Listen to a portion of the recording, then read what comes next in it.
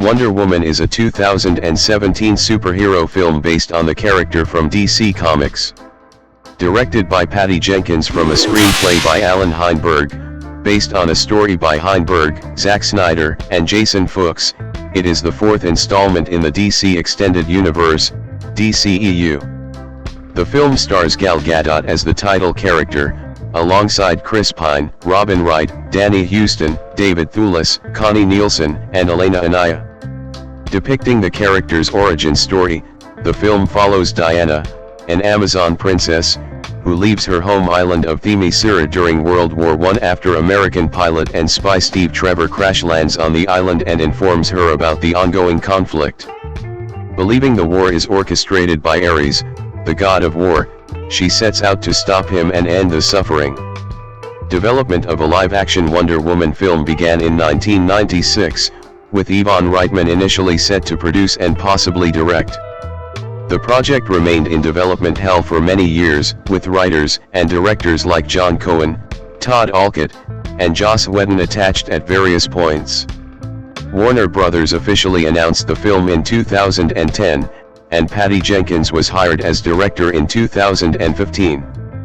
The film drew inspiration from William Moulton Marston's 1940s Wonder Woman stories, George Perez's 1980s comics, and the New 52 version of the character. Principal photography began on November 21, 2015, in the United Kingdom, France, and Italy, concluding on May 9, 2016. Additional filming occurred in November 2016. Wonder Woman premiered at the Pantages Theater in Hollywood on May 26, 2017, and was released in the United States by Warner Brothers Pictures on June 2. The film received critical acclaim for its direction, performances, visuals, story, action sequences, and cultural significance, though some criticism was directed at the climax. It grossed over $824 million worldwide, making it the 10th highest grossing film of 2017 and the highest grossing film by a solo female director until it was surpassed by the Chinese film Hi, Mom, 2021. The American Film Institute included it in its top 10 films of 2017, and it won the Hugo Award for Best Dramatic Presentation in 2018. A sequel, Wonder Woman 1984, was released in December 2020, with Patty Jenkins returning as director and Gal Gadot, Chris Pine, Robin Wright, and Connie Nielsen reprising their roles. Plans for a third film were cancelled after DC Films was restructured into DC Studios in 2022. Plot: in present-day Paris, Diana Prince receives a photographic plate from Wayne Enterprises of herself and 4 men taken during World War I, prompting her to recall her past. Diana, the daughter of Queen Hippolyta, is raised on the hidden island of Themyscira, home to the Amazons, women warriors created by the Olympian gods to protect mankind. Hippolyta tells Diana the story of how Ares became jealous of humanity and orchestrated its destruction. When the other gods attempted to stop him, Ares killed all but Zeus, who used the last of his power to wound him and force his retreat. Before dying, Zeus left the Amazons a weapon, the god killer, to prepare them for Ares' return.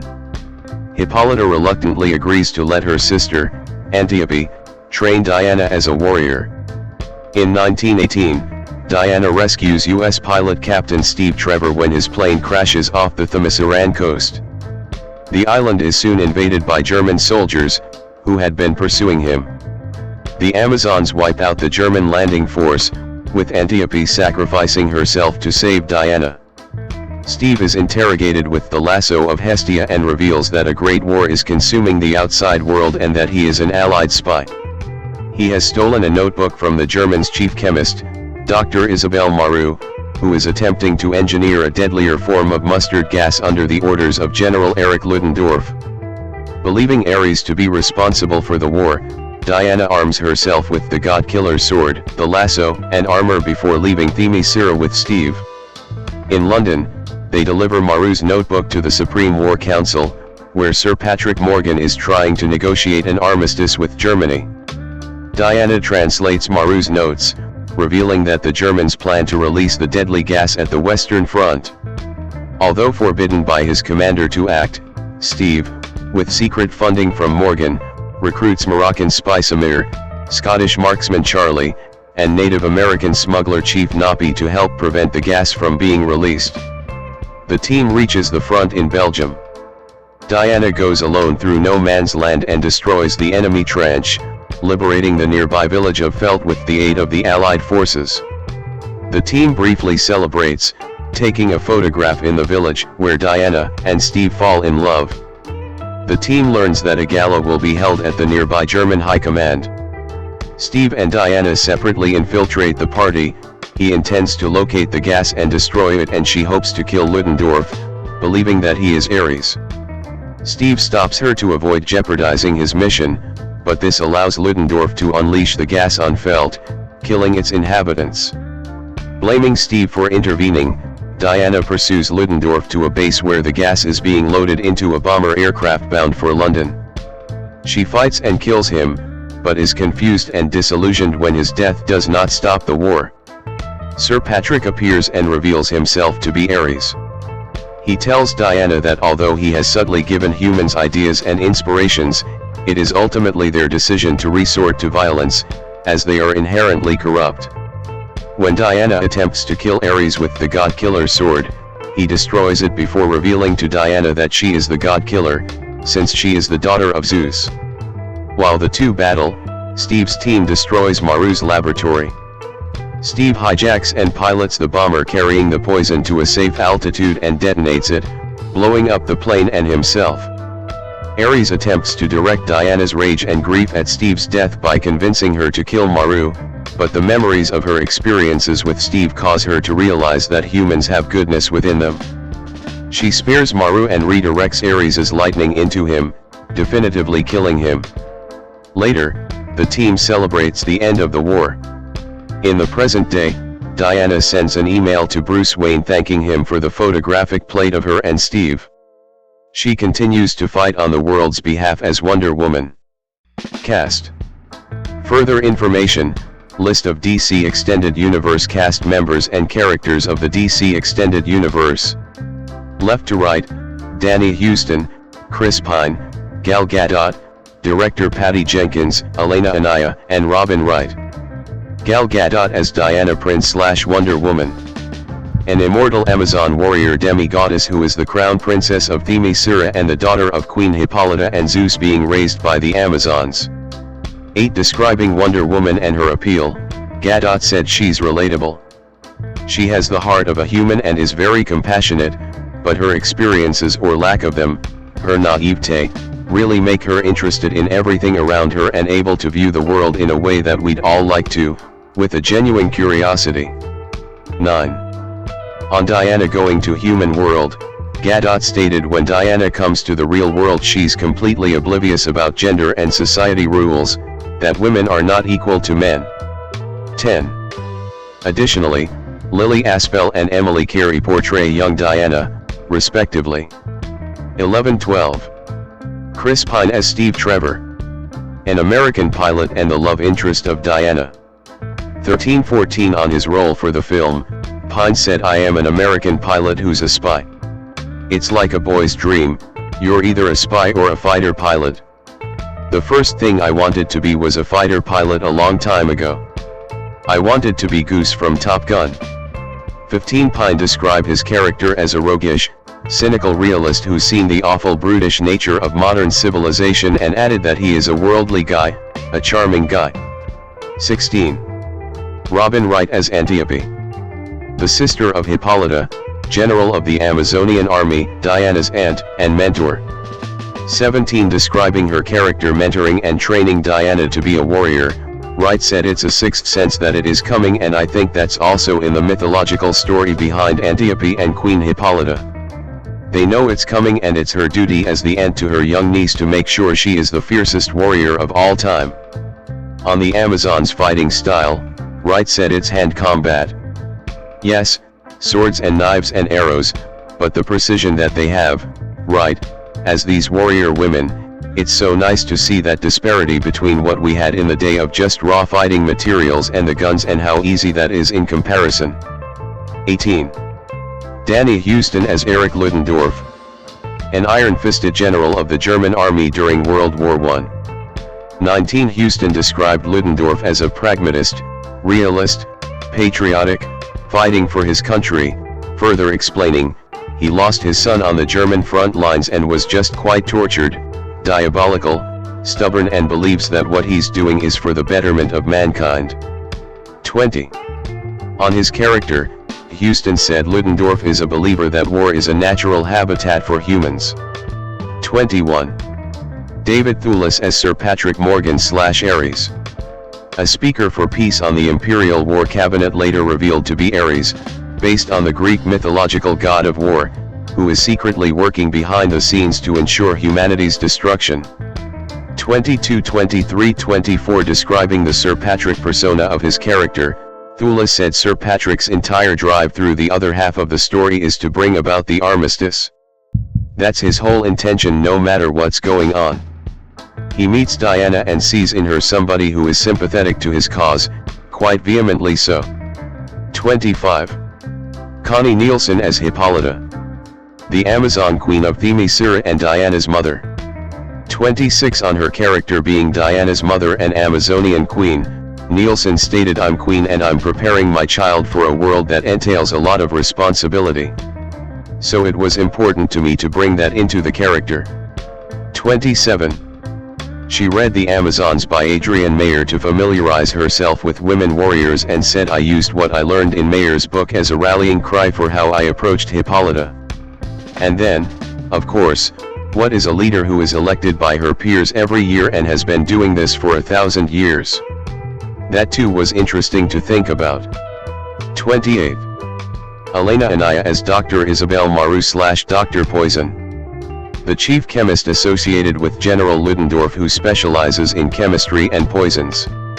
19 On her role, Anaya said, "Well, it was a small role in this big ensemble, but it is an important character in the story. I'm going to be a big nightmare for Wonder Woman and Steve Trevor." 29 Describing her character, Anaya said Dr. Maru loves rage and enjoys people's pain. She's creating terrible weapons and her purpose in life is to kill as many people as possible and provoke as much pain as possible. She researched World War I and Fritz Haber, the scientist who created mustard gas, to prepare for the role. 30 On the character's facial scars, Anaya said Dr. Maru scarred her own face by testing her gas on herself to provoke suffering, showing her sadistic nature. She described the character as the opposite of Wonder Woman, with a strong ability to inflict pain. 31 On Dr. Maru's relationship with General Ludendorff, Anaya said, "I think that they have a relationship based on loyalty. Ludendorff is a very tormented general that lacks self-confidence. That's why, in part, he takes these drugs that Dr. Poison gives him. They are from different worlds, but they complement each other." 32. Lucy Davis as Etta Candy. Steve Trevor's secretary who befriends Diana. 33 Describing her character, Davis said she's a woman in a man's world and so being heard and seen aren't the easiest things, but it kind of doesn't deter her, adding, "Etta is unapologetically herself and I think that that's the thing that has drawn me to her the most." 34. Said Takamwi as Samir. A secret agent and ally of Steve Trevor.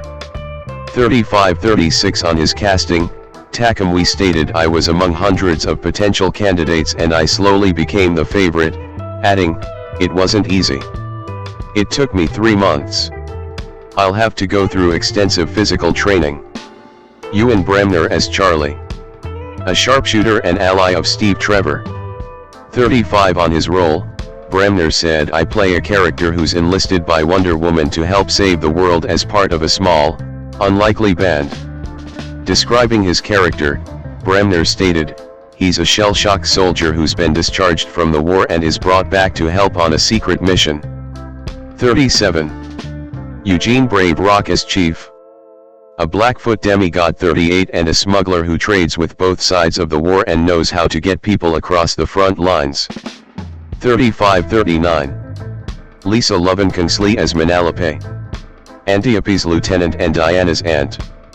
17 Describing her character, Kingsley said Manalape is a fearless warrior with a strong justice needs.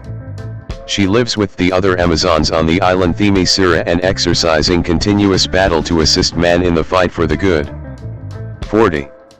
Additionally, Anog Bomo, Mailing Ng, Florence Kajumba, Madeline Valbigener, Haley Jane Warnes, and Wolf, and Eleanor Matsuura portray Philippus, Orana, Acantha, Egeria, Ea, Artemis and Epion, respectively, all of whom are Amazons.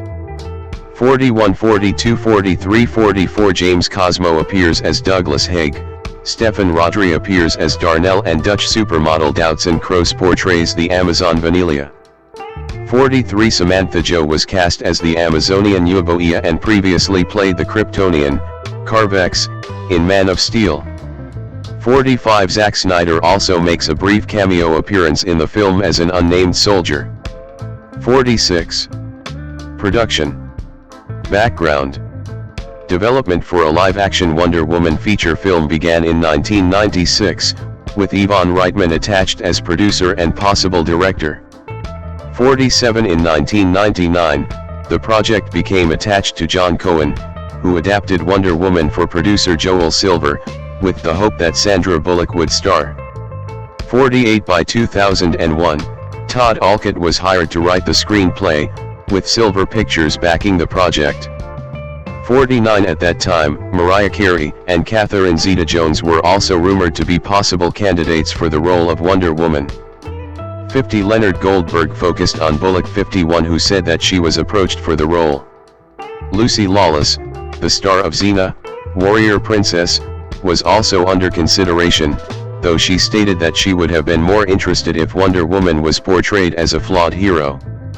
52 The screenplay went through various drafts written by Alcott, Cohen, Becky Johnston, and Philip Levins. 53 And by August 2003, Levins had been replaced by screenwriter Leota Kalogridis. 54. In March 2005, Warner Brothers and Silver Pictures announced that Joss Whedon would write and direct the film. 55 Early drafts of his screenplay included Steve Trevor as the narrator, a fierce battle between Diana and her mother over Trevor's welfare, and after leaving Themyscira, his need to frequently rescue a Diana rendered helpless by the modern world. 56 Whedon was not able to complete a final version of his screenplay and left the project in 2007. 57-58 Although Whedon stated in May 2005 that he would not cast the part of Wonder Woman until he finished the script. 59 Kate Beckinsale was linked to the part. 60 Beckinsale declined as she thought the script wasn't good.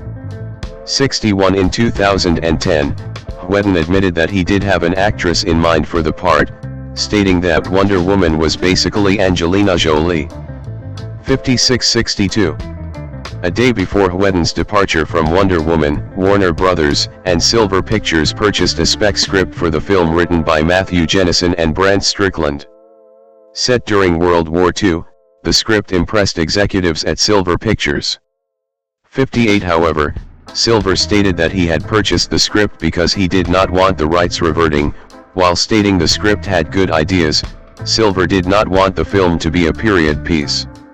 63 That same year, Warner Brothers began development of a Justice League film with Michelle and Kieran Mulroney writing the screenplay. The film, entitled Justice League, Mortal, was to be directed by George Miller and would have featured Wonder Woman in her cinematic debut. Australian model Megan Gale was ultimately cast in the role in January 2008. The film would later be cancelled following production delays and budgetary concerns. 64 By April 2008, Silver hired Jennison and Strickland to write a new script set in contemporary times that would not depict Wonder Woman's origin, but explore Paradise Island's history. 65. Development. DC Entertainment President and CCO Jeff Johns and Director Patty Jenkins at WonderCon 2017. In 2010, Warner Brothers stated that a Wonder Woman film was in development, along with films based on DC Comics superheroes The Flash and Aquaman. 66 Both Wonder Woman and Aquaman were still under consideration for solo film subjects as of June 2013. 67 DC Entertainment President Diane Nelson said Wonder Woman has been, since I started, one of the top 3 priorities for DC and for Warner Brothers. We are still trying right now, but she's tricky. 68. On October 5, 2013, WB Chairman and CEO Kevin Tsujihara said he wanted to get Wonder Woman in a film or on TV. 69 Shortly afterward, Paul Feig said he had pitched the studio an idea for Wonder Woman as an action comedy film. 70-71 The studio then began to search for female directors to direct the film. 72 While Michelle MacLaren was the studio's initial choice to direct standalone film, and while she initially indicated interest 73-74-75 she eventually left the project due to creative differences. 76. In 2015, Patty Jenkins accepted an offer to direct Wonder Woman 77 based on a screenplay by Allan Heinberg and a story co-written by Heinberg and Zack Snyder and Jason Fuchs. 78 Screenwriter Allan Heinberg's work had to be finished and rewritten by Jenkins and Jeff Johns after he had left to work on a TV show. Producer Charles Roven said that the duo had done a tremendous amount of collaboration. 79 Johns was initially given screenplay credit by the studio but was left out in the official credits by the UGA. 80 Of this version, Gadot stated that, "For a long time, people didn't know how to approach the story. When Patty and I had our creative conversations about the character, we realized that Diana can still be a normal woman, one with very high values, but still a woman. She can be sensitive. She is smart and independent and emotional. She can be confused. She can lose her confidence. She can have confidence. She is everything. She has a human heart." 81. This version of Wonder Woman acts as the character's origin story and serves as a spin-off, marking the 4th installment in the DC Extended Universe, DCEU. 82-83 The character made her theatrical debut in the 2016 film, Batman v Superman, Dawn of Justice, placing Wonder Woman in the 1910s and World War I, a departure from her comic book origins, where she supported the Allies during World War II. 84 Director Jenkins drew inspiration from William Moulton Marston's 1940s stories and George Perez's 1980s in which he modernized the character. 85 The film also incorporates elements from DC Comics origin changes in the New 52 reboot, where Diana is the daughter of Zeus. 886 Jenkins cited Richard Donner's Superman, 1978, as a significant influence on the film's tone and storytelling. 87 Jenkins noted that she faced pushback from the studio regarding her decision to make Wonder Woman vulnerable, as some questioned portraying the character with flaws rather than as purely strong or perfect. Jenkins emphasized that creating a relatable, multifaceted character was essential, citing The Hunger Games as a significant step in changing perceptions of female leads. 88 Gadot said that the movie is a coming-of-age story. It's about her become an adult, really. From a child to an adult, and understanding the complexities of life. 89. Casting. I remember when I read in the news that Wonder Woman had been cast and my heart sank. I'm sure we wouldn't have made the same choice. And then I started paying attention to her and watching her and looking at her, and it was just unbelievable. Frankly, I think they did a better job than I could have, because I don't know that I would have scoured the earth as hard to find her. They were looking for all the same things I would have looked for, all the values that Wonder Woman stands for exuding from someone in an honest way, and boy did they find it. She shares every quality with Wonder Woman, and that's no joke. It's one of those rare things.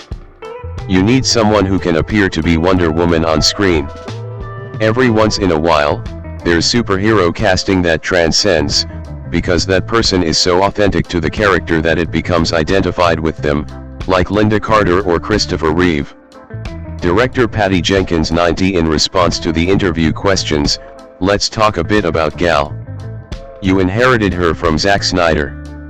Was it difficult to not get to choose your own Wonder Woman? and what is it about Gal that makes her such a good fit? In late 2013, Zack Snyder cast Gal Gadot in the role of Wonder Woman for the 2016 film, Batman v Superman, Dawn of Justice over Elodie Yung and Olga Kurylenko. 91, 92, 93, 94. Jamie Alexander was also considered but declined due to her contract with Marvel. 95. Gadot had previously been offered the role of the Feyre in Man of Steel, 2013, but turned it down due to her pregnancy. 96. Gadot later signed a 3-picture deal and received a base salary of $300,000 for the film itself. 97. Some criticized the casting, arguing that Gadot's Israeli background should have disqualified her from playing the role, which is often seen as an American symbol of freedom. 98. Others said she was too thin to portray the character, who traditionally is depicted as busty and muscular. 98. 99. Gadot dismissed the backlash. 99. Explaining she trained extensively to build muscle and move beyond her fast and furious image. She took lessons in swordsmanship, kung fu, kickboxing, capoeira, and Brazilian jiu-jitsu, gaining 17 pounds. She said, "I trained 6 hours a day for 6 months, gym, fight choreography, and horseback riding. It was more intense than the army." 98. 100. Snyder later commented on his decision to cast Gadot, stating that he tested a bunch of actresses, as you can imagine. But the thing with Gal is that she's strong, she's beautiful, and she's a kind person, which is interesting, but fierce at the same time. It's that combination of being fierce but kind at the same time that we were looking for. 101. Connie Nielsen was cast as Hippolyta after Charlize Theron turned down the role. 102. Nielsen recalled that Snyder pushed Jenkins to meet with her, despite Jenkins initially thinking she was too tough for the part. Nielsen flew to London just before Christmas and met Jenkins for lunch, where they quickly bonded, leading to her casting. 28. Nielsen went through a workout regimen for the film, saying, "I did 6 hours a day. 2 hours of weight training, 2 hours of swords training and then 2 hours of horseback riding." 28. Robin Wright was cast as Antiope. Wright said training for the film included riding, weights, martial arts, and eating 2,000 to 3,000 calories a day. 103. Chris Pine was cast as Steve Trevor. 13. 104 and signed a multi-picture deal. 13. Pine initially had no interest in playing the role, feeling that it was second fiddle. However, after speaking with director Jenkins, his perspective changed. Pine recalled, "I had no interest in playing the boyfriend, and it sounded like second fiddle." Then, in talking to Patty, the way she described it was, "Forget the superhero of it all, this is a romance, this is Casablanca, that's the movie I want to make." I was like, oh, now that is very cool, because when have you seen a superhero film that was a love story, ultimately? That had nothing to do with blowing shit up. 105. Pine worked out for the film and said, "I got in great shape," but joked, "I was wearing about 75 pounds of clothes. I made a mistake getting in shape only to have it covered up." 106. Eugene Brave Rock was cast as Chief Blackfoot. He recalled he had no idea it was for Wonder Woman. "I lost it when I showed up and I couldn't remember my lines. I didn't take it literally until a month later. I got a call saying I got the role and they wanted me to fly to London for a fitting." 107. Other cast members include, Lucy Davis's performance as Etta Candy is the first live-action cinematic portrayal of the character. 108 as well, Elena Anaya's performance as Dr. Poison is the cinematic debut of that character. Nicole Kidman was in negotiations for the role of Queen Hippolyta, but was forced to drop out due to scheduling conflicts with Big Little Lies. 109. 110. Writing.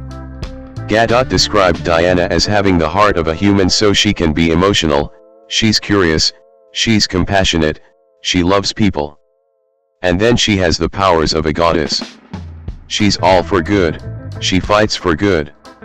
81. She also said that Diana has many strengths and powers, but at the end of the day she's a woman with a lot of emotional intelligence. 111 As to how her character is different from her appearance in Batman v Superman, Dawn of Justice, Gadot said we go back 100 years to when she's more naive, further explaining, she's this young idealist. She's pure. Very different to the experienced, super confident, grown-up woman you've seen. 112. Pine noted that, when I first read the script, it had elements of Romancing the Stone, kind of a very classic fish out of water. Two people that don't really bond well at first and they're butting heads and just fun, witty banter. 15 Wright noted that the film's message was not just female empowerment, it's about love and justice. That's what the film is about. And what a great message to spread to our little ones. 113. Danny Huston, who is playing Eric Ludendorff, stated the film as an anti-war film. 21 On the genre of the film, Huston said it's Greek mythology. It's the origin of story.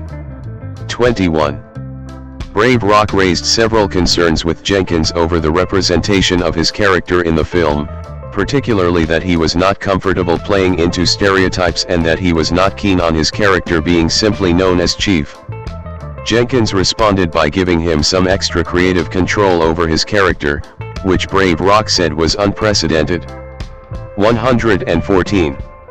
Design.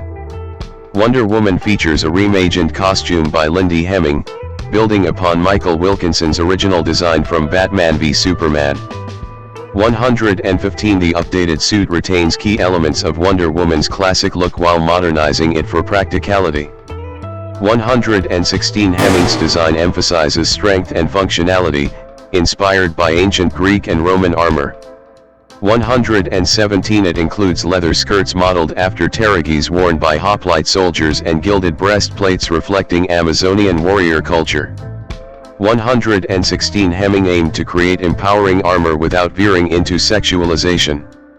She drew inspiration from sportswear, focusing on durability and flexibility to support the film's action sequences. 115 Collaborating with Whitaker Malum, she utilized body scanning technology to tailor the suit to Gadot's exact measurements. Whitaker recalls, we built around 160 costumes in total, highlighting the meticulous attention to detail that conveyed Diana's evolution from a princess on Themyscira to a warrior hero. 116. Jenkins envisioned their battle wear as distinct from traditional male armor. Jenkins explained to me, they shouldn't be dressed in armor like men, it should be different, authentic, real, and appealing to women. Together, Jenkins and Hemming crafted a look that showcased the Amazon's physical strength, with outfits highlighting their toned shoulders and legs. The designs balanced practicality with comic book tropes, including wrist braces and, notably, high heels. Jenkins defends the latter, calling it total wish fulfillment. She adds, the warriors have flats for heavy fighting, but I, as a woman, want Wonder Woman to be hot as hell, fight badass, and look great at the same time, the same way men want Superman to have huge pecs and an impractically big body. That makes them feel like the hero they want to be. And my hero, in my head, has really long legs. 17. Filming. The film was shot on 35mm 118 with principal photography on the film began on November 21, 2015 119 120 under the working title Nightingale. 121 122 among the film sets were Lower Halstow, Kent 123 and Australia House 124 in England and the Sassi di Matera 125 Castel del Monte 125 and Camerota 126 in southern Italy. Matthew Jensen was the director of photography. 127 filming in the United Kingdom, France, and Italy. 128 production in London concluded on March 13, 2016. 129 Hatfield House in Hertfordshire, England was also used as a filming location. 131.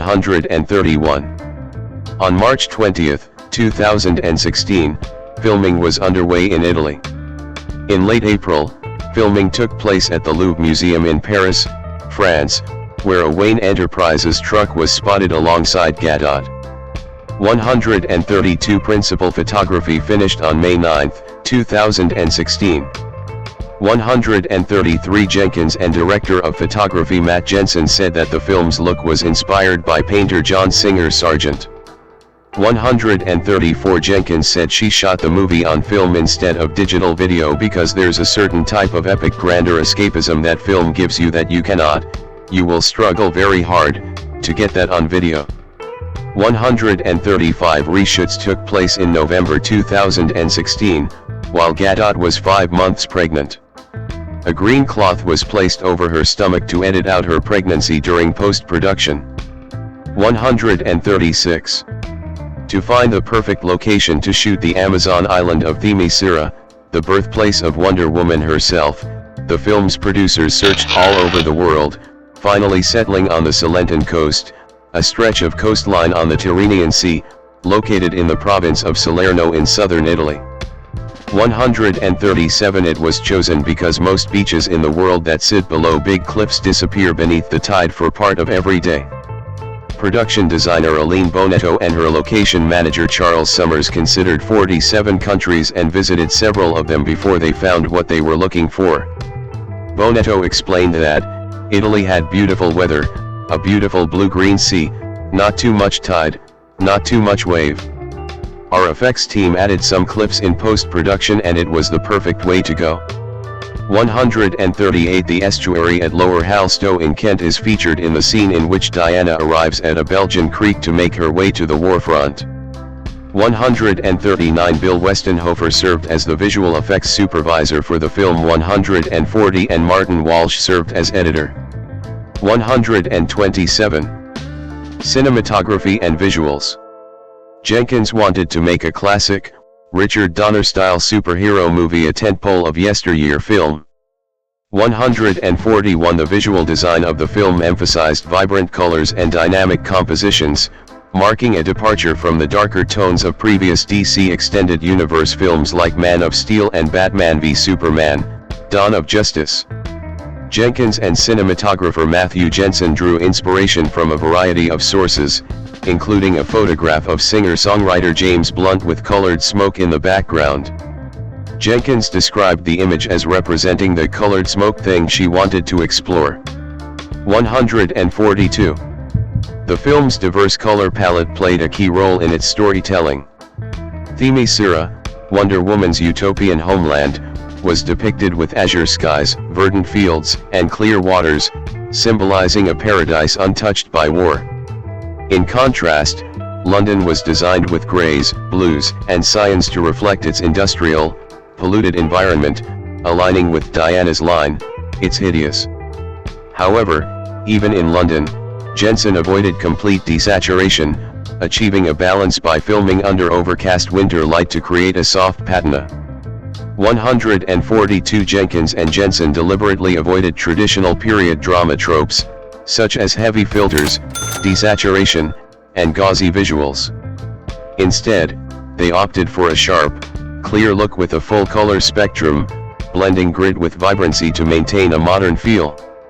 143 However, historical and artistic references shaped the film's visual identity. Jenkins and Jensen studied the vibrant portraits of Edwardian painter John Singer Sargent's vibrant portraits, particularly those from around 1918, to create a period aesthetic without relying on muted tones.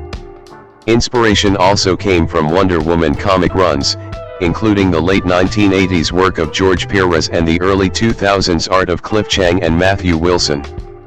142 Jensen further referenced photographers like Inga Morath for vibrant color work and Annie Leibovitz for her natural skin tones against contrasting backgrounds. 143. The beach battle sequence between Amazons and German soldiers showcased the team's innovative approach to action cinematography. A standout shot involved a custom-built rig resembling a roller coaster of pipe and tracks, designed to move the camera from a high vantage point down to ground level while capturing the action in slow motion. Despite challenges with the rig sinking into the sand, the sequence was successfully executed without relying heavily on CGI. 142. Jenkins's focus on color and individuality extended to the overall production philosophy. Unlike other franchise films that prioritize brand consistency, DC Entertainment and Warner Bros. Gave Jenkins and Jensen creative freedom, allowing them to craft a distinctive aesthetic that aligned with Wonder Woman's character and origin story. This approach contributed to Wonder Woman being celebrated as a visually unique entry in the DCEU. 142. Music. Main article, Wonder Woman, soundtrack. On November 3, 2016, Rupert Gregson Williams was hired to write and compose the film's music. 144-145 He was joined by Evan Jolly, Tom Howe 146 Paul Mounsey 147 and Andrew Koczynski 148 who provided additional music. The soundtrack was released on CD, digital and vinyl the same day as the film. 149 Australian musician SIA sang a song for the film, titled To Be Human, featuring English musician Labyrinth. Written by Florence Welch and Rick Nowels, the track is also featured on the soundtrack. 150 The soundtrack also features samples from Wonder Woman's theme Is She With You from the soundtrack for Batman v Superman, Dawn of Justice composed by Hans Zimmer and Junkie XL.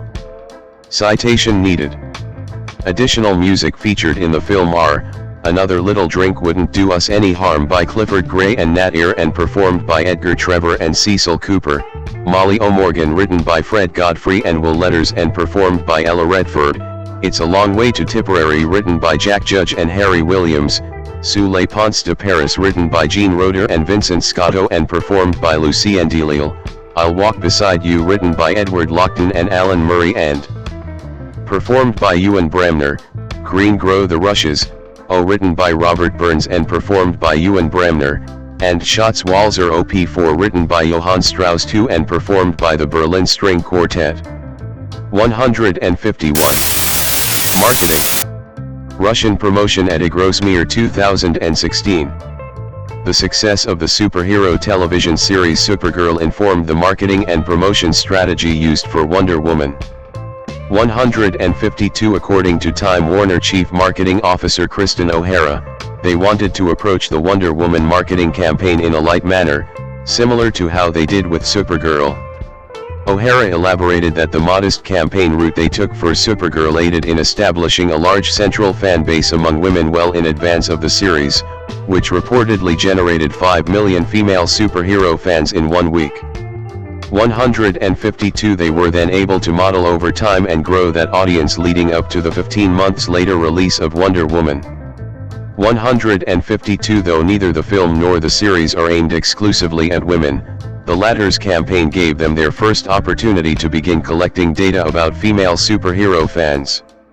152 In May 2017, a promo for Wonder Woman was released during the season finale of Supergirl, featuring a remix of the song These Boots Are Made for Walkin' and Supergirl, Melissa Benoist, wearing Wonder Woman's boots. 153 The promo included an appearance by Linda Carter, star of the 1970s Wonder Woman series, who plays the American president on Supergirl. 153. The costs for television advertisements for Wonder Woman were higher in comparison to that of previous DCEU film Suicide Squad, 2016. Warner Bros. Has spent over $3 million on advertisements for Wonder Woman, whereas they spent $2.6 million on advertisements for Suicide Squad. 155 ticket-selling site Fandango reported that Wonder Woman rounded the final leg of its marketing campaign as the most anticipated blockbuster of summer 2017, according to a poll conducted by 10,000 voters, the biggest survey in company history. 156 Separately, Fandango also found that 92% of people surveyed said that they were looking forward to seeing a film that features a standalone woman superhero and 87% wished Hollywood would make more women-led superhero films. 157 In May 2017, NASCAR driver Danica Patrick drove her number 10 car with a Wonder Woman paint scheme at the Go Bowling 400 in Kansas and at the Monster Energy Open in Charlotte. 158. Release. Theatrical. Wonder Woman had its world premiere on May 25, 2017, at Pantages Theater in Hollywood, Los Angeles. 159. The film's London premiere, which was scheduled to take place on May 31 at the Odeon Leicester Square, was cancelled due to the Manchester Arena bombing. 160. The film had its Latin America premiere in Mexico City on May 27. It was released in most of the world, including in IMAX 161 on June 2, 2017, after originally being scheduled for June 23. 162. 163. Belgium, Singapore, and South Korea received the film first, with May 31 openings. 164. 165. 166. On April 17, it was announced that Wonder Woman would be released in China on June 2, the same day as its North American release. 167. Box office. Wonder Woman grossed $412.8 million in the United States and Canada and $411.1 million in other territories for a worldwide total of $824 million, against an estimated production budget of $120 to $150 million. 6 estimates for the number the film needed to surpass internationally in order to cover its production and promotional costs and break even ranged from $300,168,000 to $460 million. 169. Deadline. Hollywood calculated the film's net profit as $252.9 million, accounting for production budgets, marketing, talent participations, and other costs. Box office grosses and home media revenues placed it 6th on their list of 2017's most valuable blockbusters. 170. United States and Canada. In May 2017, early tracking had Wonder Woman opening with $65 to $75 million and possibly as high as $105 million. 168. 171. 172. 173. 174. The film opened Friday, June 2, 2017, across 4,165 theaters and made $38.2 million on its opening day, including $3.7 million in IMAX. It was the biggest single-day gross for a woman-directed film, ahead of the $35.9 million opening Friday of Catherine Hardwicke's Twilight in 2008 and the biggest opening day for a woman-led comic book superhero film, ahead of Ghost in the Shell, $7 million. 175. This included $11 million it made from Thursday previews, also the best start for a film directed by a woman, surpassing 50 Shades of Grey's 2015, $8.6 million, which was directed by Sam Taylor Johnson and the third biggest of the year, behind Beauty and the Beast and Guardians of the Galaxy Volume 2. Of that, $1.5 million came from IMAX screenings. 176. 177. Earning a total of $103.3 million on its opening weekend, the film recorded a number of records, the biggest domestic opening of all time for a female director, surpassing previous record holder 50 Shades of Grey, the biggest DC Comics release without Batman or Superman, ahead of Constantine, the 6th biggest non-sequel comic book superhero debut ever, as well as the 6th biggest June debut weekend. 178. Its 3-day opening alone made it the highest grossing woman-led comic book superhero film ever, surpassing Ghost in the Shell. 179. It was also the 16th superhero film to cross $100 million in its domestic box office launch.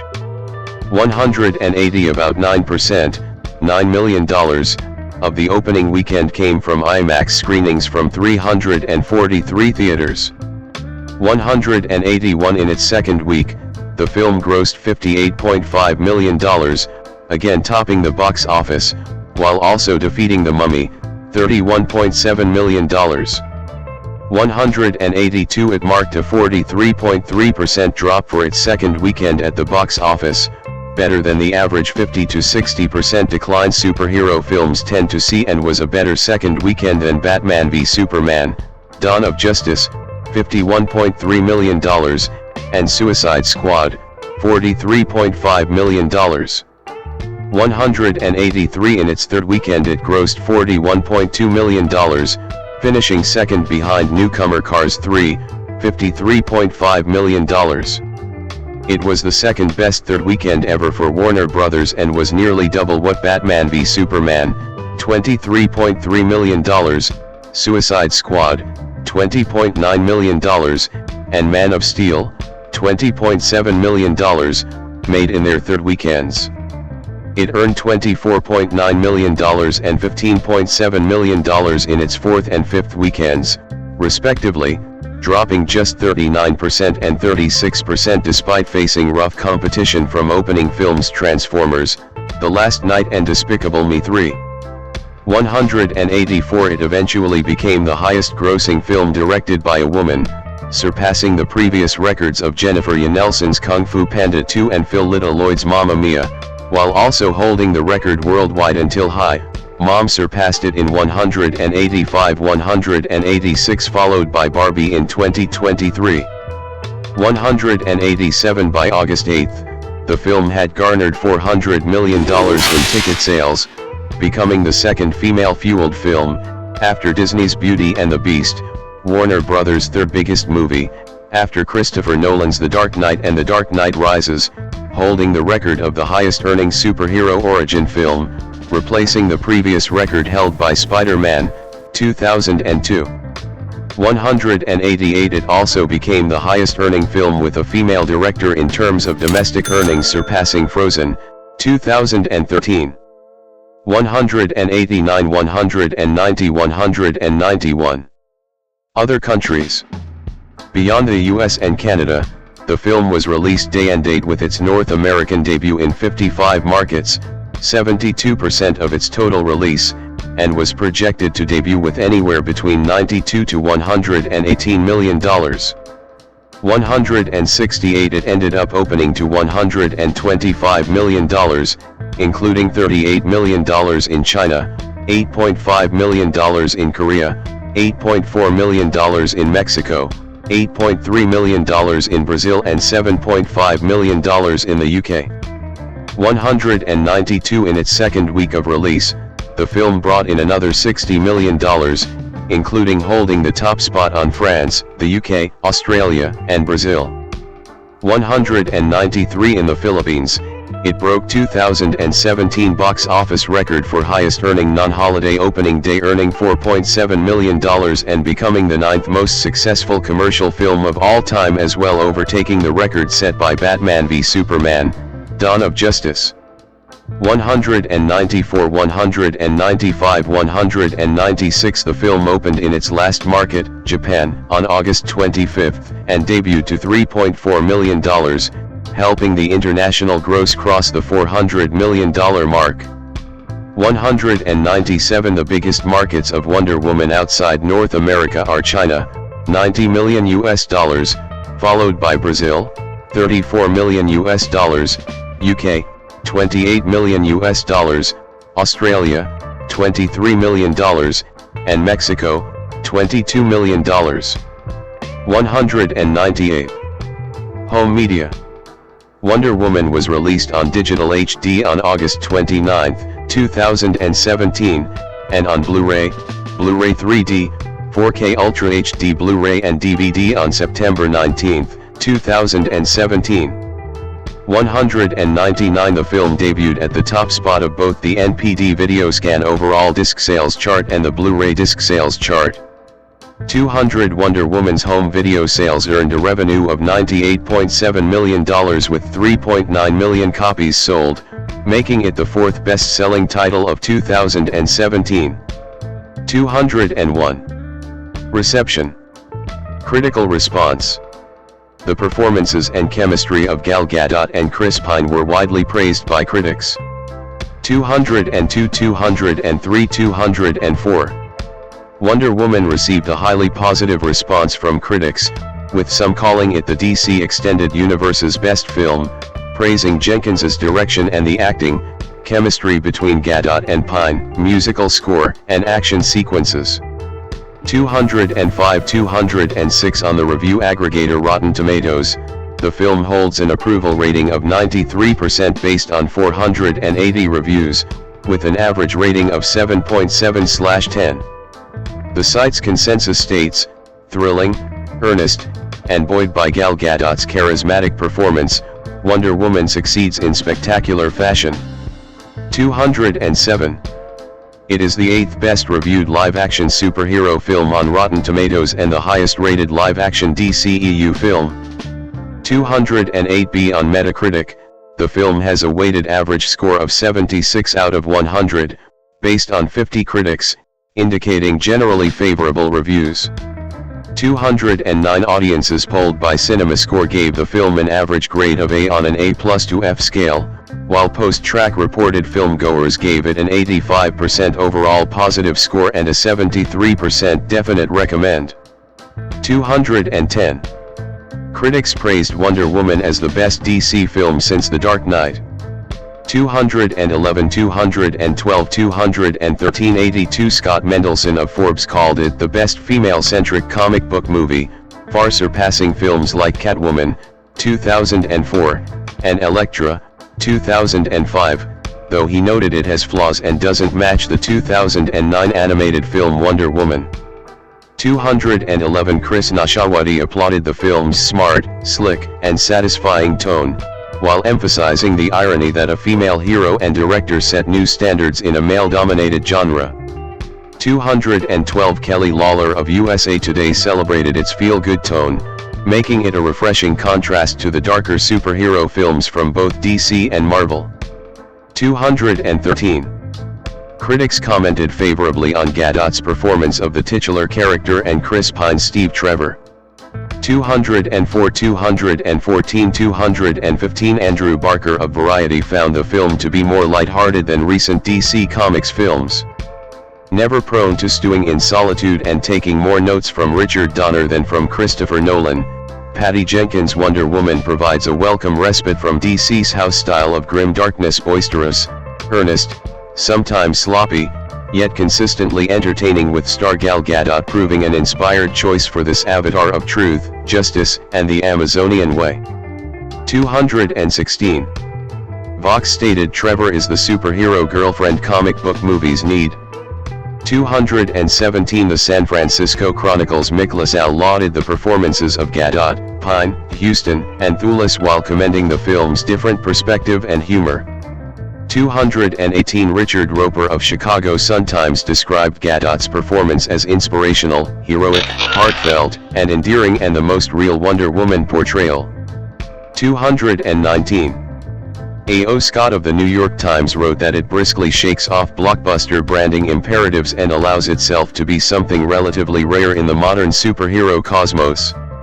It feels less like yet another installment in an endless sequence of apocalyptic merchandising opportunities than like, what's the word I'm looking for? A movie. A pretty good one, too. 220. Michael Phillips of Chicago Tribune compared the film to Captain America, The First Avenger, 2011, noting that as with the first Captain America movie over in the Marvel Comics universe, DC's Wonder Woman offers the pleasures of period recreation for a popular audience. Jenkins and her design team make 1918-era London, war-torn Belgium, the Ottoman Empire, and other locales look freshly realized, with a strong point of view.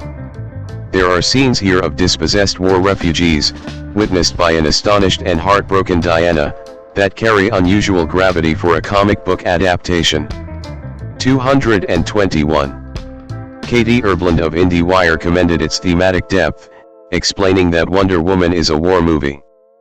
Patty Jenkins' first and we hope not last entry into the DC Expanded Universe is primarily set during World War I, but while the feature doesn't balk at wartime violence, it's the internal battles of its compelling heroine that are most vital. 222. Alonzo Durald of The Wrap similarly felt that, Diana's scenes of action are thrilling precisely because they're meant to stop war, not to foment it. The idea of a demigod using love to fight war might sound goofy in the abstract, but Jenkins makes the concept work. 223. Ann Hornaday of the Washington Post praised Gadot's and Pine's performances as well the film's detailed plot and narrative while comparing some of the slow-motion action sequences to The Matrix.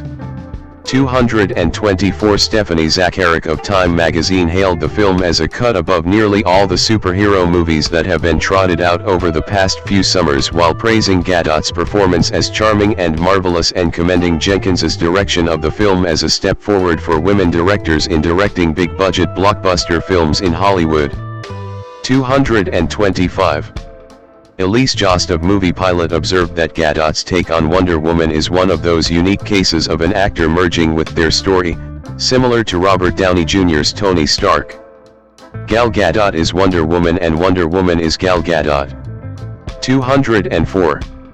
Jost praised Gadot's interpretation of Wonder Woman as the one in which Gadot absolutely nails the character's unwaveringly positive outlook on life. She's a force of nature who believes in the greater good. Her conviction that she's meant to save the world is stronger than her bullet-deflecting shield. She's genuine, she's fun, she's the warm source of energy at the heart of the movie. 204.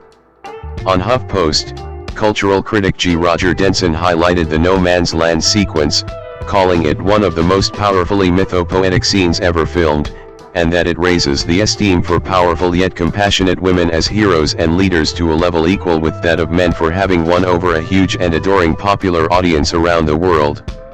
226. Steve Rose in The Guardian criticized the film for failing to explore the material's potential for patriarchy upending subversion.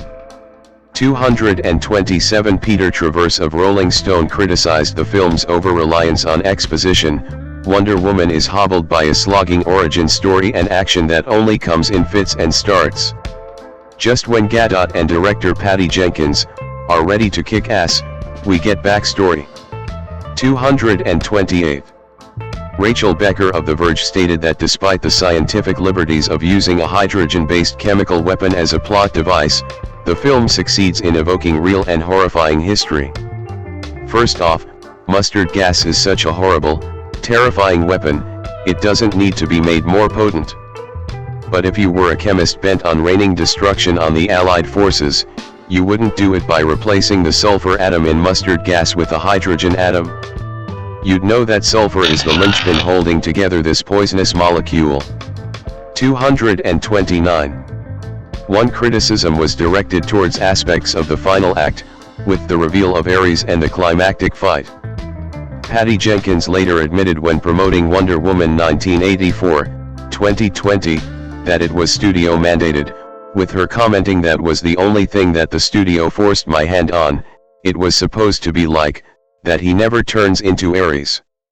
The whole point of the movie is that you get there to the big monster, and he's just standing there looking at you saying, I didn't do anything. And then the studio kept saying, we'll let you do that, and then we'll see. And then I could feel it creeping up, and then at the last minute, they were like, you know what? We want Ares to show up. And I was like, we don't have time to do that now. Nope, you gotta do it. 230-231. Cultural response. Feminist critiques. See also, cultural impact of Wonder Woman. Wonder Woman, according to the BBC, had some thinking it's too feminist and others thinking it's not feminist enough. 232. Kyle Killian found an inherent contradiction in the construction of Wonder Woman as a warrior who, she states, is highly sexualized. Killian suggests these elements should not be the focus of a kick-ass heroine. Her beauty, bone structure, and sexiness if she is to be a feminist icon. 233. Teresa Harold concurred, comparing Wonder Woman to Katniss Everdeen, The Hunger Games, who didn't have to wear a teenager's wet dream of a costume to fight in. 234. Christina Kotaruksai felt Wonder Woman's ability to be considered a feminist antidote was undermined by her sex appeal. 235 other critics refer to the construction of Wonder Woman in the film as an implausible post-feminist hero. 237. Jenkins disagrees with this. She was raised by a second-wave feminist mother, 239 who taught her to be both super aware that there had been sexism but also, congratulations, thank you, now I get to do whatever I want, Mom. 238 Jenkins notes it is this upbringing which led her to question a feminist critique of Wonder Woman's costume. 240 When she was working on her own version of Wonder Woman's Gladiator redesign of the outfit. 241 Jenkins decided Wonder Woman shouldn't be dressed in armor like men, it should be different. I, as a woman, want Wonder Woman to be hot as hell, fight badass, and look great at the same time, the same way men want Superman to have huge pecs and an impractically big body. 17. Jenkins notes she is frustrated by the critique of Wonder Woman's appearance, stating when people get super critical about her outfit, who's the one getting crazy about what a woman wears? That's who she is, that's Wonder Woman. 239. Gal Gadot agreed, arguing the character is a feminist. 242 As feminism is about equality and choice and freedom. And the writers, Patty, and myself all figured that the best way to show that is to show Diana as having no awareness of social roles. She has no gender boundaries. To her, everyone is equal. 243. Critic Valerie Frankel supported Jenkins's vision. Frankel argues the film subverts the male gaze. 240 Stating the construction of Wonder Woman shifts every few decades as it reflects the state of feminism, including third-wave feminism. 240 244 245 Zoe Williams offers a similar argument, stating that while Wonder Woman is sort of naked a lot of the time, that is not objectification so much as a cultural reset. Having thighs, actual thighs you can kick things with, not thighs that look like arms, is a feminist act. 246 Williams then juxtaposes Wonder Woman with past female action heroes Sarah Connor, Ellen Ripley, and Lara Croft, whom she suggests were all constructed for the male gaze, in which a female warrior becomes a sex object. 246. Gloria Steinem liked the film, stating she felt it made the Amazon origin story clear. Wonder Woman was stopping war, not perpetuating it. Steinem said she knew some women were disappointed by all the makeup, but I may be desperate, I was just happy that the Amazons had wild hair. Her only complaint lay in the choice to eliminate the World War II setting, as the Wonder Woman comic book developed in response to existing comics that were so sadistic and racist that there was a congressional hearing on the subject. 247 Steinem gave Hillary Clinton the first Wonder Woman award in 2017 during the Women's Media Center's Speaking Truth to Power Awards. Clinton noted she had seen the film and loved the outfit. She said that as her granddaughter was really keen on Wonder Woman, Clinton thought maybe I could borrow something from her for the night. It didn't quite work for me, but I will say that this award means a lot to me because as a little girl and then as a young woman and then as a slightly older woman, I always wondered when Wonder Woman would have her time, and now that has happened. 248. Clinton in a public 2017 message, stated it was just as inspirational as I'd suspected, a movie about a strong, powerful woman in a fight to save the world from international disaster would be. 249 250 251. Director James Cameron critiqued the representation of female power in the film. In a 2017 interview, Cameron qualifies Jenkins's vision of Wonder Woman as an objectified icon and called the film a step backwards. In contrast, he states, his character Sarah Connor was not a beauty icon. She was strong, troubled, a terrible mother, and earned the respect of the audience through pure grit. 252. Jenkins responded that Cameron's inability to understand what Wonder Woman is, or stands for, to women all over the world is unsurprising, as, though he is a great filmmaker, he is not a woman. She argued there is no right and wrong kind of powerful woman, because if women have to always be hard, tough and troubled to be strong, and we aren't free to be multidimensional or celebrate an icon of women everywhere because she is attractive and loving, then we haven't come very far, have we? 253-254. Reaction to this debate was mixed. Julie Miller sided with Cameron, whom she states refers to himself as a pretty hardcore feminist and who told Vulture that I have no problem writing a script in which the males become subservient to the females, which is what happens in Aliens. It's up to Ripley to win the day. In contrast, Miller argues that Jenkins envisioned Wonder Woman as a woman who exuded both femininity and strength, along with genuine confusion as to why men would treat women differently than they do other men. 255. Susanna Breslin agreed with Cameron, describing Jenkins's Wonder Woman as a playmate with a lasso and female power with no balls. 256. Others were more critical of Cameron's critique.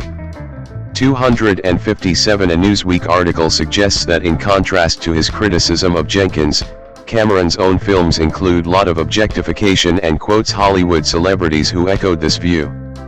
One came from Jesse McLaren, who states Cameron's just confused there's a female hero whose motivations aren't centered around motherhood. 258. Noah Berlatsky found areas of agreement between Cameron and Jenkins, stating that while Cameron's objection is an old point that's been made over and over for decades, Jenkins's film is not solely focused on objectifying Gal Gadot for a male audience. 259. Cameron reiterated his criticism in an interview with The Hollywood Reporter. He compared Gadot's representation of the character to Raquel Welch films of the 1960s 260 and reinforced a comparison with Linda Hamilton's portrayal of Sarah Connor. He argued Connor was, if not ahead of its time, at least a breakthrough in its time because though she looked great, she wasn't treated as a sex object. 260. He stated that while he applauds Patty directing the film and Hollywood, letting a woman direct a major action franchise, I didn't think there was anything groundbreaking, I thought it was a good film. Period. 260. Former Wonder Woman actress Linda Carter responded by asking Cameron to stop dissing WW. Like Jenkins, she suggests that while Cameron does not understand the character, she does. She refers to Cameron's critiques as thuggish jabs at a brilliant director that are as ill-advised as the movie was spot on. Carter states she has the authority to make these observations because she has embodied this character for more than 40 years. 261, 262, 263. Jenkins responded to Cameron's comments in an interview with Variety, stating she was not upset at all, as everybody is entitled to their own opinion. But if you're going to debate something in a public way, I have to reply that I think it's incorrect. 264.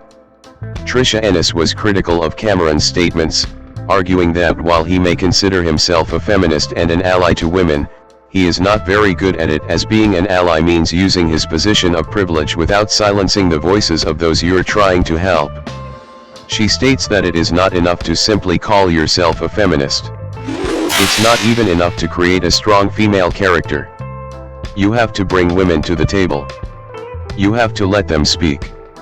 You cannot speak for them. But speaking for women is exactly what Cameron is doing through his comments. Cameron is using his position of power as a respected producer and director to silence women. 265. Jewish identity and Israel representation. In Tel Aviv, a Wonder Woman poster featuring Gal Gadot with the Hebrew phrase "We love you" in the upper left corner. 266. The release of the film sparked discussions about the racial identity of Jews, particularly whether Gal Gadot should be considered a woman of color due to her Jewish and Israeli heritage, as well as broader conversations surrounding race in the United States. 267. Comicbook.com argued that, despite Gadot's white appearance, she should be categorized as Israeli rather than Caucasian. 268. Similarly, the Forward questioned whether Jews should be considered white, exploring the nuances of Jewish identity. 269. Mark Senputterman, an Asian American and Jewish writer, critiqued the oversimplification of categorizing Jews as people of color.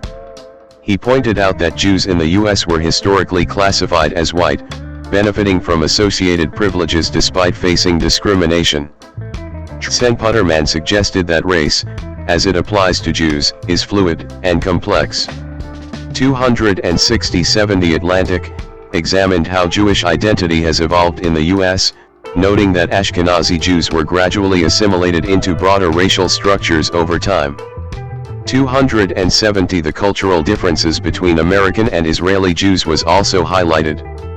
Dan Lanavas, a sociology professor at University of California in Los Angeles, who is Israeli, explained that American Jews fit into U.S. society easily and don't see themselves as different, while Israeli Jews, influenced by mandatory military service, are seen as tougher or more macho. He added that Israeli women are often viewed as exotic and admired for their strength. 267. The film resonated deeply with Jewish and Israeli audiences. According to Times of Israel, Gadot's portrayal of the superhero carries special significance, symbolizing a strong, empowered woman. The film's storyline reflects values like Tikkun Olam, repairing the world, as Wonder Woman seeks peace and battles the god of war, Ares. For Israeli audiences, there was an added sense of pride in seeing a Jewish woman lead such a prominent international film. Gadot's role reflected her cultural heritage, making Wonder Woman a celebration of Israeli identity, while also highlighting the empowerment of women in Hollywood. 271-266. Jewish communities praised the film. Danielle Barron of the Jewish Journal noted that Wonder Woman's origins in battling Nazis during World War II lent her character symbolic importance for Jewish audiences, aligning with a narrative of resistance and empowerment. 272 Emily Shire, politics editor at Bustle, highlighted how Gadot's portrayal of Wonder Woman challenged long-standing stereotypes of Jewish women, who were often relegated to secondary or unattractive roles in film. Gadot's Wonder Woman, by contrast, presented a powerful and visually striking image of Jewish femininity, offering a new, empowering archetype for Jewish women in Hollywood. 267. However, the film also ignited debates about intersectionality, particularly surrounding Gadot's outspoken support for Israel. Yair Rosenberg, senior writer at Tablet magazine, examined how Gadot's portrayal became a focal point for broader political debates regarding Israeli identity. Rosenberg noted how some viewers projected their political stances on Israel onto the film, turning it into a platform for discussing the complex intersections of identity, politics, and representation. 273 Deborah Lauter, Senior Vice President of Policy and Programs at the Anti-Defamation League, ADL, commented on the politicization of the film, in light of Israel's six-day war anniversary. Lauter pointed out that the film's connection to Israel emerged at a particularly sensitive time, amplifying tensions between cultural representation and political ideologies. 267 The film's release also sparked debates about reconciling feminist values with Gadot's support for Israel. Palestinian-American activist Linda Sarsour argued that feminists could not support both Israel and Palestinian rights, causing a rift in feminist circles. Amal Matin, a writer for Nerdy POC, explored the tension within the Wonder Woman fan community, where some fans struggled to support Gadot due to her stance on Israel, highlighting the complexities of intersectionality in cultural representation and political beliefs. 267 Annika Heinrich Rothstein, writing for Israel Hayom, highlighted how Wonder Woman is a feminist masterpiece, portraying a strong, independent woman who challenges traditional female stereotypes. Rothstein explored how Israeli women, empowered by mandatory military service, are treated equally and encouraged to grow, contrasting this with societies where women face oppression. She argued that the film is powerful not because Gadot is Israeli, but because it symbolizes Israel's strength and potential. Gal Gadot, pronounced Gal Ga.1, born April 30, 1985, is an Israeli actress. She gained recognition for portraying Wonder Woman in the DC Extended Universe films, 2016 to 2023. In 2018, Gadot was named one of Time's 100 most influential people and ranked by Forbes as the 10th highest paid actress, later rising to third in 2020. She became the first Israeli actor to receive a star on the Hollywood Walk of Fame in 2025.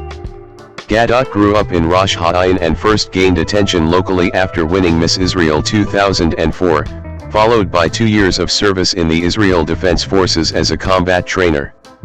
During this time, she participated in a Maxim photo shoot that boosted her public profile, resulting in her beginning to model and endorse various brands. Shortly after, she made her television debut in the Israeli drama Bubot in 2008, followed by her film debut in a supporting role as Giselle Yashar in Fast and Furious, 2009, reprising it in multiple sequels. Gadot first portrayed Wonder Woman in Batman v Superman, 2016. The success of the film led to her starring in Wonder Woman, 2017, which became a major box office hit. She also reprised the role in Justice League, 2017, and Wonder Woman 1984, 2020, the latter of which she also co-produced. Since then, she has starred in Red Notice, 2021, Death on the Nile, 2022, and Heart of Stone, 2023, which she co-produced. In 2025 she portrayed the evil queen in Snow White and Gemma Donati in the Hand of Dante. Beyond acting, Gadot and her husband have co-founded a film production company, launched a food brand, and invested in Israeli startups. She is widely celebrated in Israel as a national icon and ambassador. However, her strong support for the Israeli military and her advocacy regarding a hostage crisis have sparked both praise and criticism. Background: Gal Gadot was born on 30 April 1985 in Petah Tikva Node 1, where she initially lived at Stamford Street. 9. She was born to Jewish parents of Ashkenazi descent. 7. Her mother's roots are Czech and Polish, while her father's are Austrian, Russian, and German. 10. Her parents, Michael, an engineer, and Irit, a physical education teacher. 11. 12. Hebraized their surname from Greenstein to Gadot before her birth.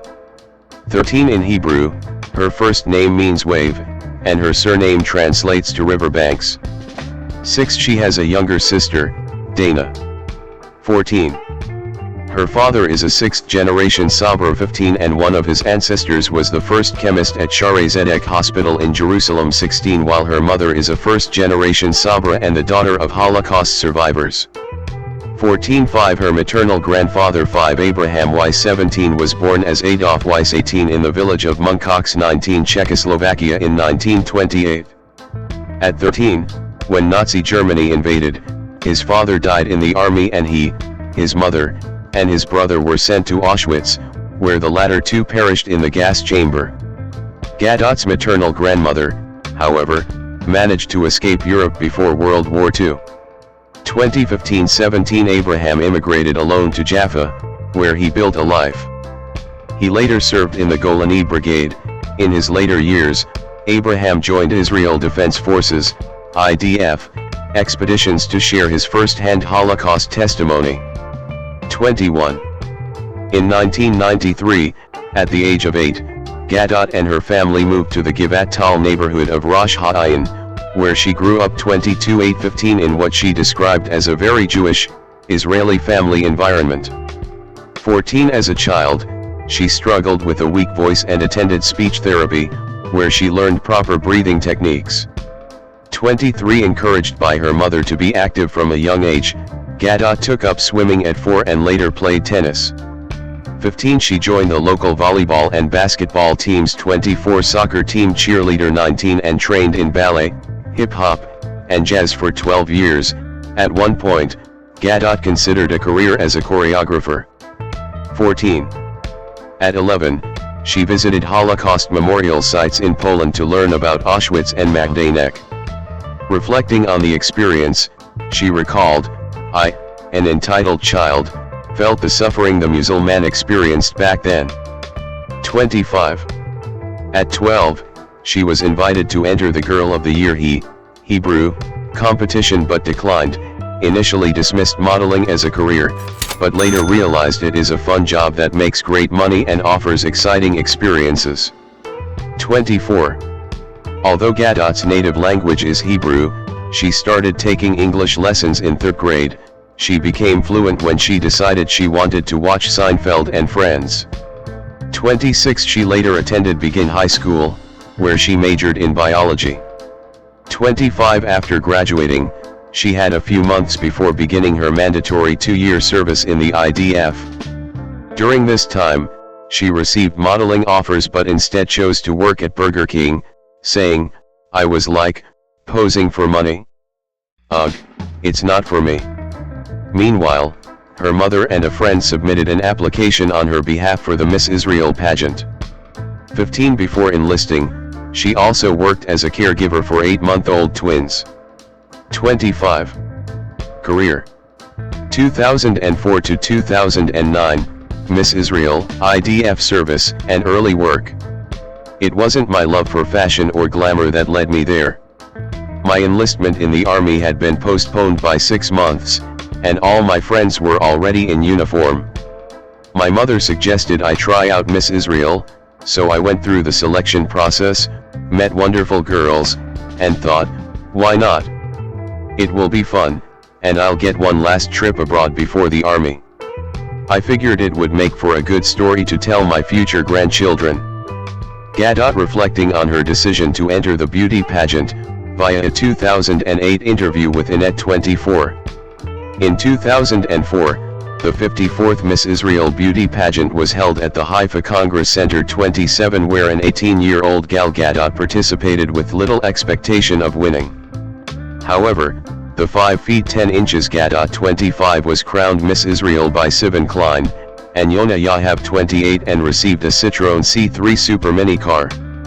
29 Following her win, Gadot represented Israel in the Miss Universe 2004 pageant in Ecuador but admitted she intentionally rebelled to avoid winning, arriving late to events and refusing to wear an evening gown. 30 During an interview with Inet, and before giving up her pageant title, Gadot highlighted the value of military service, viewing it as both a duty and a chance for personal growth. 31 In 2005, a week after passing on the crown 32 Gadot, at 33 was conscripted into the Israel Defense Forces. After excelling in a 3-month boot camp 34 she went on to serve as a combat trainer, teaching soldiers gymnastics and calisthenics. 35 Reporting daily at 5 a.m., she led soldiers through a form of boot camp. 15 Gadot became so passionate about the techniques she learned that she eventually trained sergeants and high-ranking commanders. 36 Gadot also trained in Krav Maga 37 gaining proficiency in handling weapons and preparing for combat. 36 She completed her mandatory 2-year service, of which only 20 days were in uniform. 38 Reflecting on her military experience in a 2016 interview with Fashion, Gadot said, "It was demanding because you give up your freedom for 2 years, but there is something special in giving back to your community." 36. In 2007, while still serving, 21-year-old Gadot appeared in Maxim's Women of the Israel Defense Forces photo shoot 39 which was later featured on the cover of the New York Post. 40 The shoot was part of a campaign by Israel's consulate in New York, Maxim, and the Ministry of Tourism to promote Israel, attract young American men, and reshape its public image. 39 The campaign faced criticism, particularly from Knesset members, over the portrayal of female soldiers in bikinis.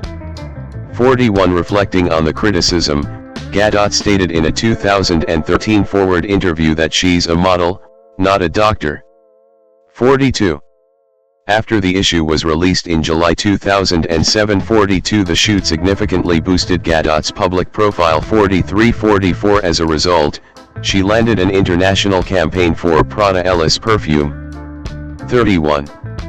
That same year 45 She began pursuing law and international studies 46 at IDC Herzliya, now Reichman University. 31 She attributed this decision to being so deep, and because she loved Ally McBeal. 15 After her first year, a casting director from London contacted Gadot's agent after seeing her modeling card on the agency's wall, which led her to audition for the role of Camille Monteith in the James Bond film Quantum of Solace. 3447 In a 2017 interview with W Magazine, Gadot said she initially felt too serious and smart to be an actress due to her studies and was uncomfortable speaking English.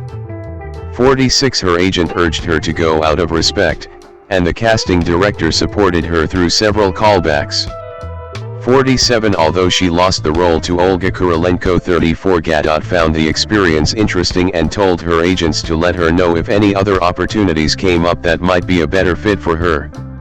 47 She dropped out of IDC Herzliya. 48-49 and, 2 months later, made her acting debut in the Israeli drama Bubit. 47 She recalled that on the first day of classes, she received a call informing her that she had landed the lead role of Miriam. 24 She later performed in Festival Underwater, an annual Israeli musical show for kids during Hanukkah, where she performed as a mermaid, acting, singing, and dancing. 50-51 3 months after her audition for Quantum of Solace, the same casting director recommended Gadot to Universal Studios and contacted her about a role in Fast and Furious. 47-52 She was asked to urgently send a filmed audition to Los Angeles, which was well received. As a result, the studio flew Gadot and her agent, the CEO of the look agency, to LA for a personal meeting with Vin Diesel, who would decide if she got the role. 52 Gadot was ultimately chosen over 6 other actresses for the supporting role of Giselle Yashar in the 4th film of the franchise. 53-54 Reflecting on the audition process, Gadot shared that she worked closely with Israeli coach Orit Shar, preparing thoroughly and building a backstory that impressed director Justin Lin. 24 Filming took about a month. 24 After filming wrapped in 2008, Gadot signed with Endeavor, becoming the only Israeli represented by the agency. 24 Later that year, she signed with ICM Agency and One Management. 55 After Fast and Furious was released in 2009, Gadot reflected on her success saying, "I can't believe this happened to me. I have more luck than intelligence." 56 The role is considered her big break, earning rave reviews and cementing her status as a Hollywood mainstay.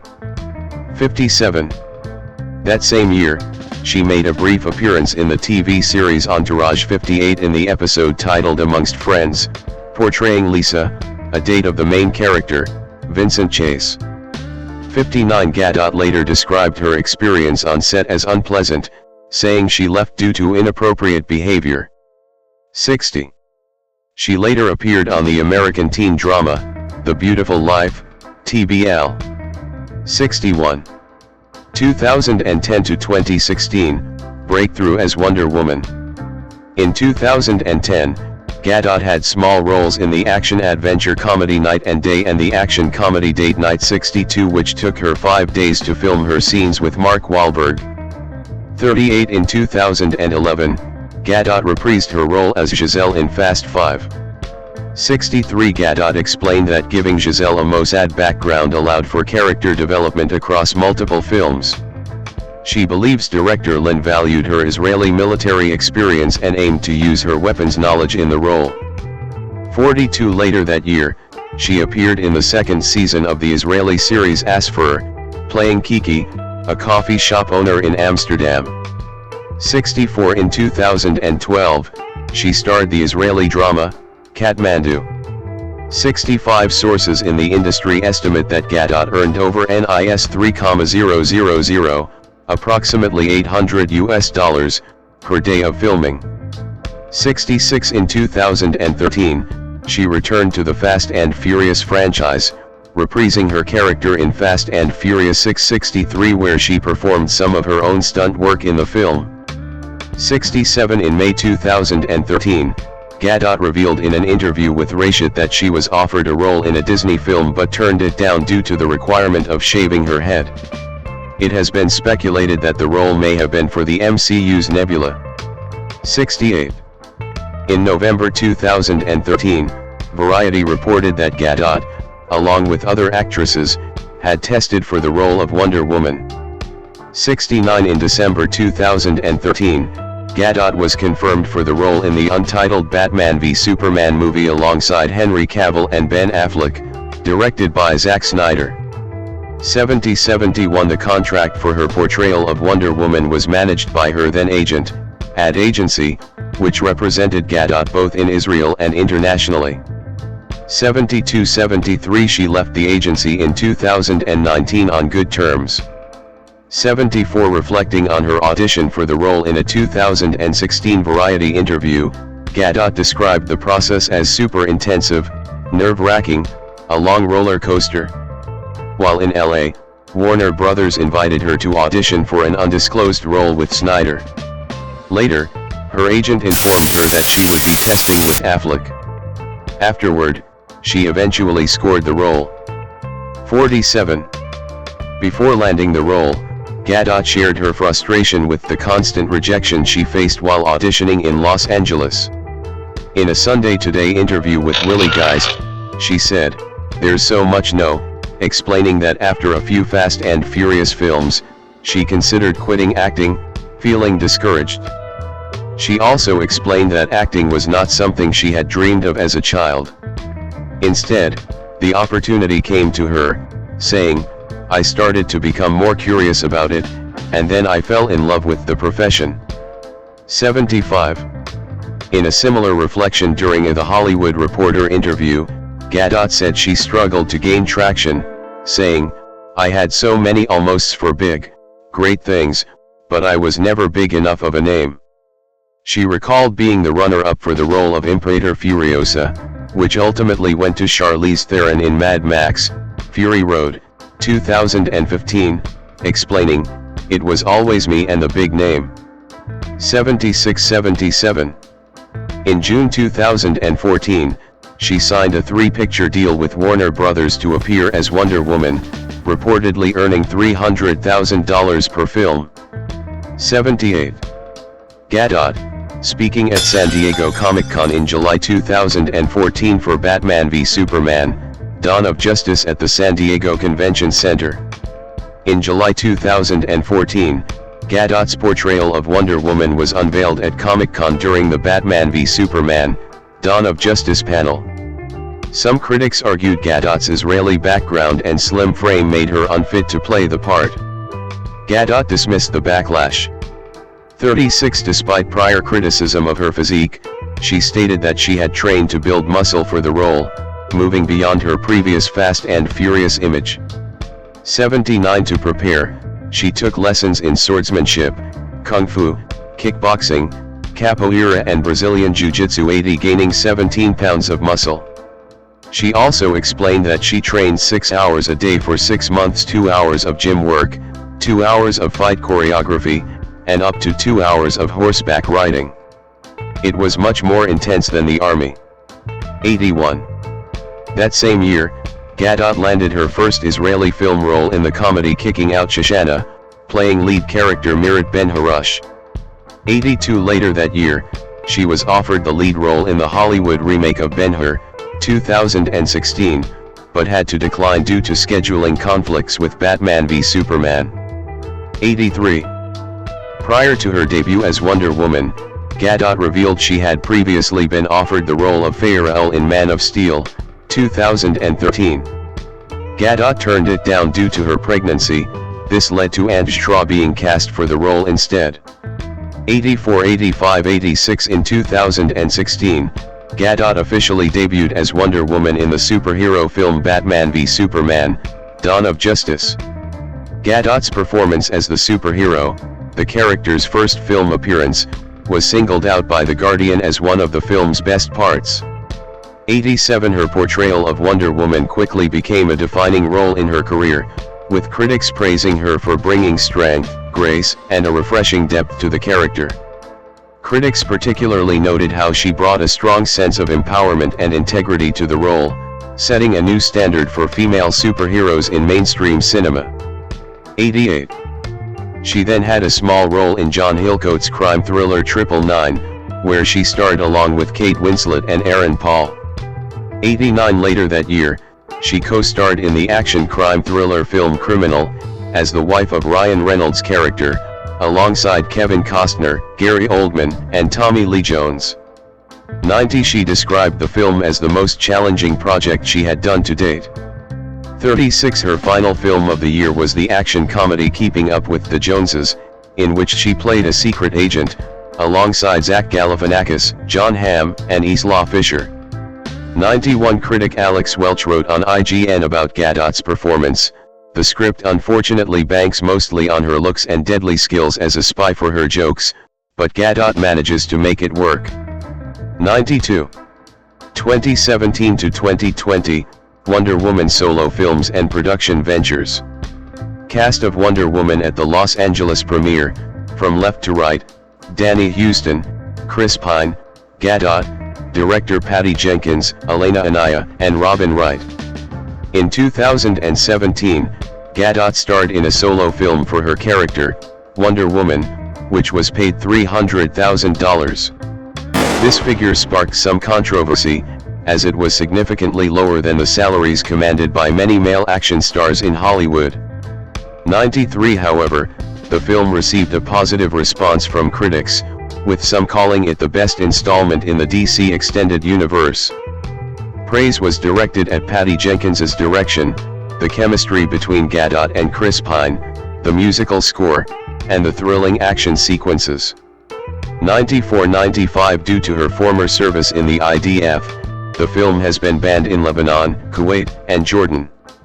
96-97 She then reprised the role in the ensemble film Justice League, which was released in November 2017, and was her third DC Extended Universe installment.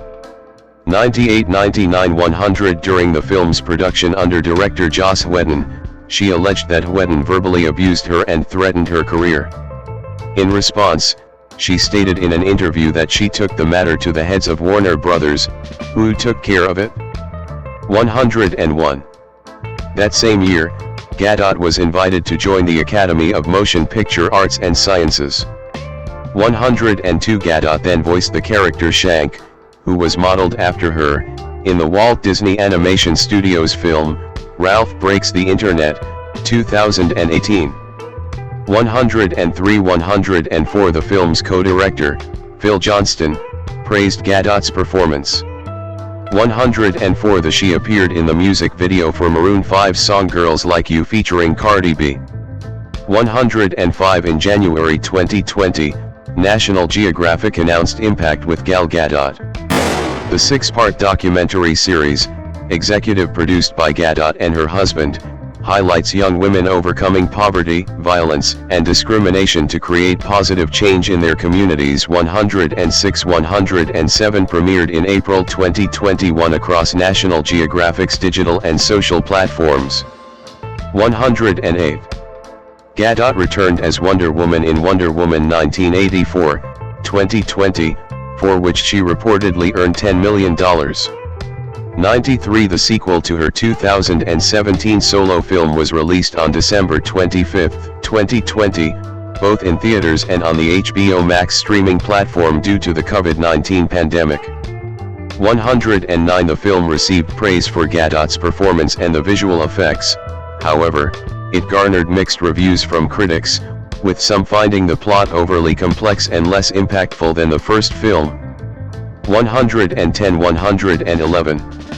2021, present, streaming projects. In November 2021, Gadot starred alongside Dwayne Johnson and Ryan Reynolds in the Netflix action comedy film Red Notice, written and directed by Ross and Marshall Thurber. 112 The Guardian, in its review, opined that Gadot was sleepwalking through the motions and was adept only when fighting. 113 The film, however, became Netflix's most watched film ever, as reported by Bloomberg.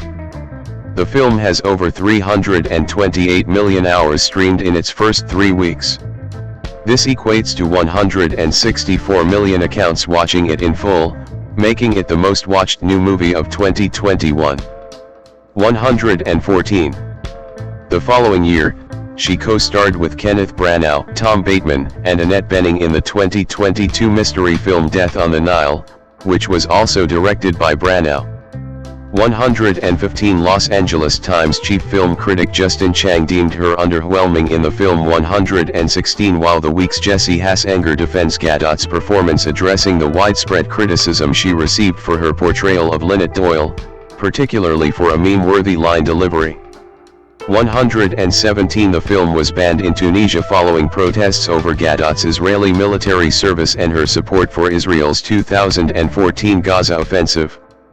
118 This decision, followed by bans in Kuwait and Lebanon, reflects long-standing support for the Palestinian cause.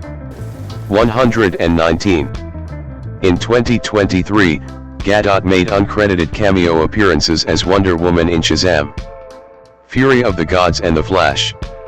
120 121 122 She also returned to the Fast and Furious franchise with a cameo appearance in Fast X. 123 Later that year, she was offered the role of Barbie in Barbie, but she was unavailable. 124 125 Later that year, she played the lead role of a double agent in Netflix's action film Heart of Stone. 126 This film is Gadot and her husband's first project developed and produced through their company, Pilot Wave, which they began developing in 2018.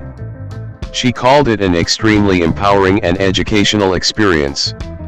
127 The film, however, received mostly negative reviews, with Owen Gleiberman stating, "Gadot is game, but there's a slightly downbeat earnestness about her that doesn't mesh with the reflexive quippiness of the dialogue."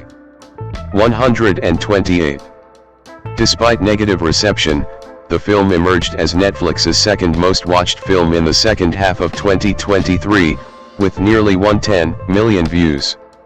129 Gadot next starred as the Evil Queen in a live-action adaptation of Disney's 1937 animated film Snow White and the Seven Dwarfs. 130 In an interview with GQ, she said Disney needed to confirm she could sing, so she spent a month preparing before auditioning and landing the role. 131 She also had her own personal dialect coach for the role. 132 In August 2024, calls from pro-Palestinian activists to boycott Disney's Snow White remake emerged due to Gadot's support for Israel. 133 134 135 In March 2025, it was reported that Disney assigned bodyguards to Gadot after she received death threats linked to co-star Rachel Ziegler's Free Palestine post during Snow White's promotional campaign. 136 Gadot's performance in the film was polarizing. Some felt it showcased her potential as a villain, while others argued she lacked the charisma and menace needed for the role. Her rendition of the song All Is Fair drew particular criticism for its awkward delivery and lack of vocal strength, which undercut the intended impact of the character. 137 138 In response to the criticism she received for the film, Gadot stated in an interview that audiences primarily saw her as an Israeli rather than as an actress. She further added that the film's lack of success was due to the pressure on celebrities to speak out against Israel. 139 That same year, Gadot appears in Julian Schnabel's film In the Hand of Dante as Gemma Donati, alongside Oscar Isaac as Nick Tasha/Dante Alighieri and other lead actors. 140 Based on Tasha's novel, the film moves between 14th and 21st century Italy and follows the discovery of a handwritten manuscript of Dante's The Divine Comedy that travels from the Vatican to the New York underworld. 141 The film first premiered on September 3, 2025, at the Venice Film Festival. 142 Gadot's appearance in the film sparked calls for a boycott. In response, Schnabel stated that he chose the actors for their merits and that they did an extraordinary job, adding that he sees no reason to boycott artists for their pro-Israel stances. 143 When asked why he cast Gadot, he responded, "At the time of casting, I spoke to her on the phone and we did face-offs. From that conversation, I knew she could do the role. In this film, She really reminds me of Ingrid Bergman. She was so warm and embracing toward Isaac. And if you're wondering why this woman is immediately ready to be with this man, it's because they were married 700 years ago and she recognized him. He doesn't know who he is, but when he looks at her, he thinks, okay, there's something familiar. 144. Other endeavors. Endorsements and modeling.